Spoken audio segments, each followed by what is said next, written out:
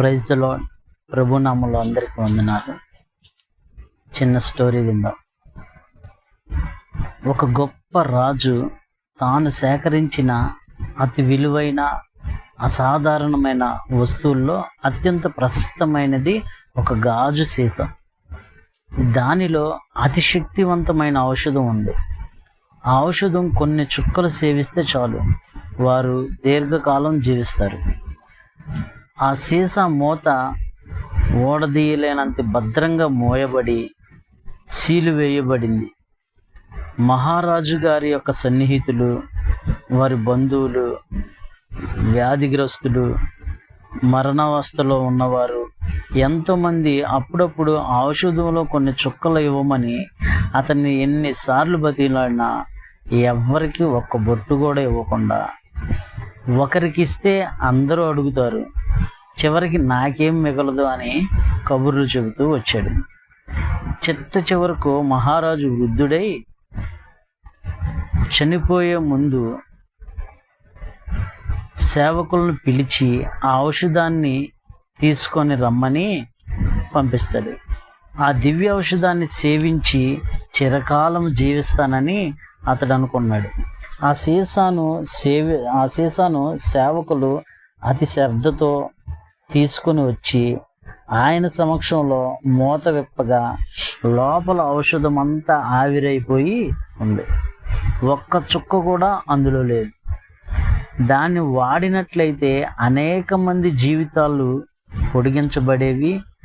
ఆ దివ్య ఔషధము వాడుతూ ఉంటే వృద్ధి అవుతూ ఉండేది. దాన్ని ఉపయోగించనందున ఎవరికీ పనికి రాకుండా పోయింది. కనుక దేవుడు ఏం చెప్తున్నాడంటే, సామెతలు 9:6లో ఇక జ్ఞానము లేని వారై ఉండక బ్రతుకుడి, తెలివి కలుగుజేయు మార్గంలో చక్కగా నడువుడి అని చెప్తున్నాడు. ఇప్పుడు ఈ రాజు తెలివిగా నడుచుకున్నాడా, తెలివి తక్కువగా నడుచుకున్నాడా అంటే జ్ఞానముగా నడుచుకున్నాడా, అజ్ఞానిగా నడుచుకున్నాడా? అలాగే నువ్వు జ్ఞానివా, అజ్ఞానివా? అయితే దేవుడు పరిశుద్ధ గ్రంథంలో కొంతమందికి గొప్ప జ్ఞానం ఇచ్చాడు, దేవుని యొక్క జ్ఞానం ఇచ్చాడు. మనం చూస్తే పాత నిబంధన గ్రంథంలో యోసేపు గారిని చూస్తే, యోసేపు గారు ఐగుప్తుకి దాసుడిగా వెళ్ళాడు. ఆ దాసుడిగా వెళ్ళిన వ్యక్తి ఏమయ్యాడు? ప్రధానమంత్రి అయిపోయాడు. ఫరోకి కూడా దేవుడిగా చేయబడ్డాడు. ఫరో యోసేపు కంటే పై అధికారి అయినా కూడా ఫరో ఏమి చేయడానికి లేదు. ఆ దేశంలో కరువు వచ్చినప్పుడు ఫరో దగ్గరికి వెళ్తే ఫరో ఏం చెప్తాడంటే, మీరు యోసేపు దగ్గరికి వెళ్ళండి, అతడు చెప్పిందంతా చేయండి అంటాడు. అంటే ఫరోని కూడా దేవుడు ఫరో మీద కూడా యోసేపుని అధికమైన స్థాయిలో ఉంచాడు. ఎందుకు ఉంచాడు అంటే, యోసేపు గారికి దేవుడు అంటే భయభక్తులు ఉన్నవి. అందుకే జ్ఞానముగా నడుచుకున్నాడు. అంత గొప్ప జ్ఞానం ఎందుకు ఇచ్చాడు? యెహోవా యందు భయభక్తులు కలిగి ఉండుటే జ్ఞానమునకు మూలము. అలాగా దేవుని యందు ఎవరైతే భయభక్తులు కలిగి ఉంటారో వారికి మాత్రమే దేవుడు అత్యున్నతమైన జ్ఞానాన్ని ఇస్తాడు. డానియేలు గారికి ఇచ్చాడు. ఏమయ్యాడు డానియేలు గారు? ప్రధానమంత్రి అయ్యాడు. 3 ప్రధానమంత్రులు, ఆ 3లో ప్రముఖుడు డానియేలు గారు. అలాగే దేవుని యందు భయభక్తులు కలిగి ఎవరైతే పరిశుద్ధంగా జీవిస్తారో దేవుడు వాళ్ళని జ్ఞానవంతులుగా చేస్తారు. ఈ జ్ఞానానికి మూలం ఏంటి? యెహోవా యందు భయభక్తులు కలిగి ఉండుటే. జ్ఞానం గురించి మరికొన్ని వాక్యాలు చూసుకుందాం. సామెతలు 2:6లో యెహోవాయే జ్ఞానమిచ్చువాడు, తెలివి వివేచన ఆయన నోట నుండి వచ్చును. మరి సామెతలు 2:10లో జ్ఞానము నీ హృదయమును జొచ్చును, తెలివి నీకు మనోహరముగా నుండును. సామెతలు 5:2లో అప్పుడు నీవు బుద్ధి కలిగి నడుచుకుందువు, తెలివిని బట్టి నీ పెదవులు మాటలాడును. అలాగే ఎవరైతే దేవుని యందు భయభక్తులు కలిగి ఉంటారో దేవుడు వారికి జ్ఞానం ఇస్తాడు. అయితే దేవుని జ్ఞానం ఏంటి, మానవుని జ్ఞానం ఏంటి? మనం నూతన నిబంధనకు వచ్చేపాటికి పేతురు గారి ఎంత జ్ఞానవంతుడంటే చేపలు పట్టడంలో ఎక్స్పర్ట్. లూకా సువార్త 5వ అధ్యాయం మొదటి వచనం నుండి మనం 10వ వచనం వరకు చూస్తే పేతురు గారు ధోనిలో ఉండి వలలో బాగు చేసుకుంటా ఉంటుంటే యేసుక్రీస్తు ప్రభువారు వచ్చి ధోని ఎక్కి, పేతురు నీ వల లోతుగా వెయ్యి అన్నాడు.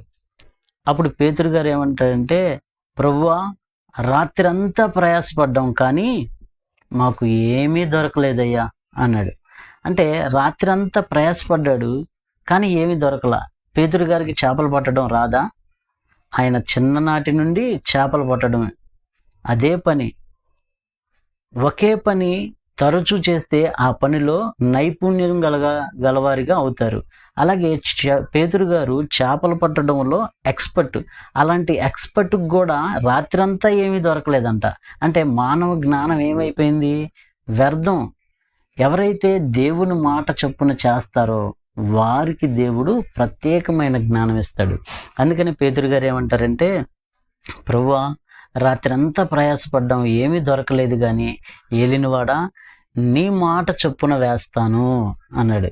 అంటే పేతురు గారు దేవుని మాట చొప్పున ఎప్పుడైతే చేశాడో ఆ ఖాళీగా ఉన్న ధోనిలో ఏమైపోయినాయి? సమృద్ధిగా నిండిపోయినాయి. నీ జ్ఞానము దేవుని మాట చొప్పున ఉండాలి, దేవుని ఇష్ట ప్రకారంగా ఉండాలి.